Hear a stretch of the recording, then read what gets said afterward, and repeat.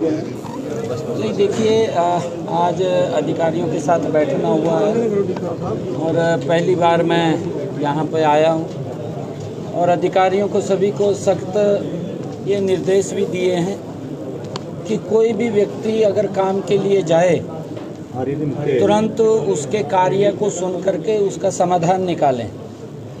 अगर कोई दिक्कत ये आती है कि उनके लेवल के ऊपर उसका समाधान नहीं हो रहा तो ऊपर अधिकारी को भेजें और उसको भी बताएं। वो व्यक्ति सफ़र ना करे, चक्कर ना काटे।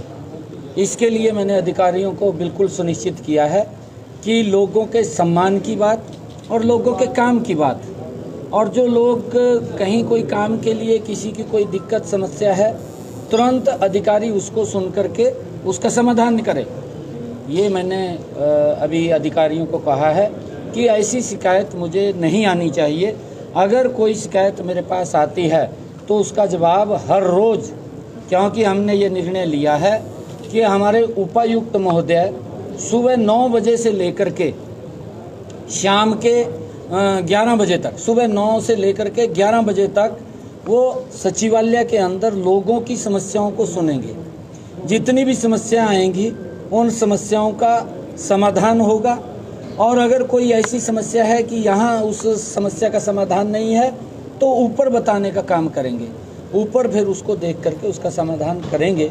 चाहे एनडीसी की समस्या है या वो प्रॉपर्टी आईडी की समस्या है या कोई रजिस्ट्री की समस्या है या किसी के कोई और एचएसवीपी से संबंधित समस्या है या बिजली विभाग से संबंधित कोई समस्या है, तो उसको, क्योंकि अगर इस प्रकार की समस्या है तो बिजली विभाग के अधिकारी तुरंत उसको दुरुस्त करेंगे और बाकी डीसी साहब उसको सुन करके समाधान करेंगे।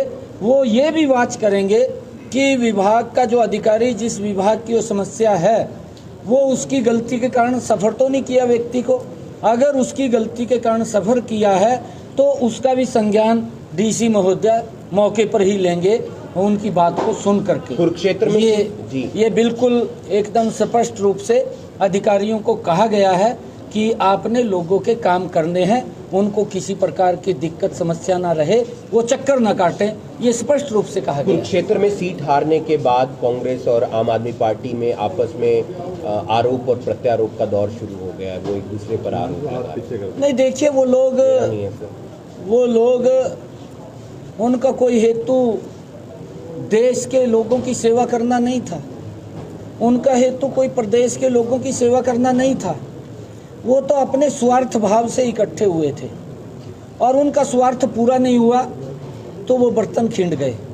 अगर उनका स्वार्थ पूरा भी होता तब भी वो इकट्ठे नहीं रह पाते। तब भी वो एक दूसरे की लड़ाई ये थी कि सबसे पहले मैं आगे जाऊं, सबसे पहले मैं आगे जाऊं, इस प्रकार की लड़ाई होती है और उसके अंदर लोगों का भी नुकसान और प्रदेश और देश का भी नुकसान होता है। और क्योंकि ये लोग तो अपने स्वार्थवश इकट्ठे हुए थे कि हम सब लोग जो उन्होंने पाप किए हैं, जो भ्रष्टाचार किए हैं, उसको छुपाने के लिए वो इकट्ठा हुए थे। रणदीप सिंह कहते हैं कि 80 सीटें आएंगी और साथ ही साथ बिजली और पानी के चलते त्राहिमाम मचा हुआ है।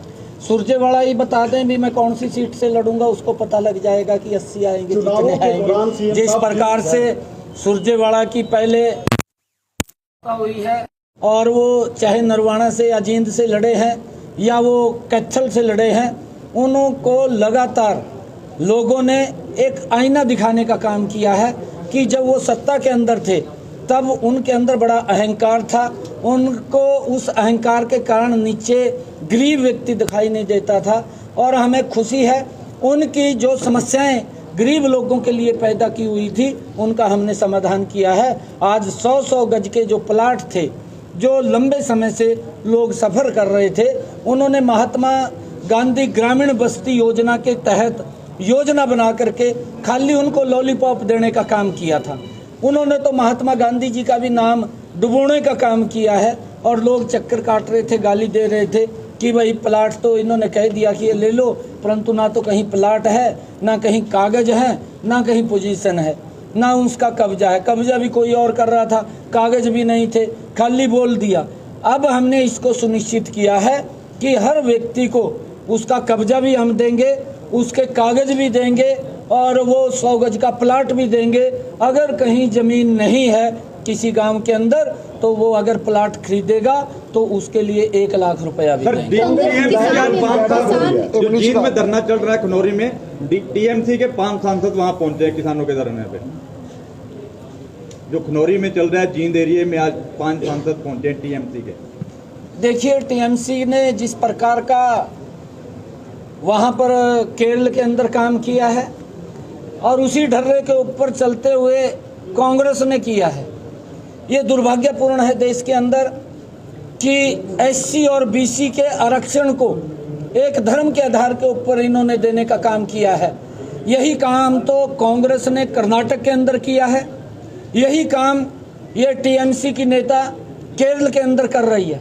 एक सोची समझी योजना के तहत देश के अंदर एक इस प्रकार का भाईचारे के माहौल करने का काम ये लोग हैं, परंतु देश के लोग समझ चुके हैं, इनके चेहरे को देख चुके हैं और अब आने वाले समय के अंदर कांग्रेस का सुपड़ा साफ हो जाएगा।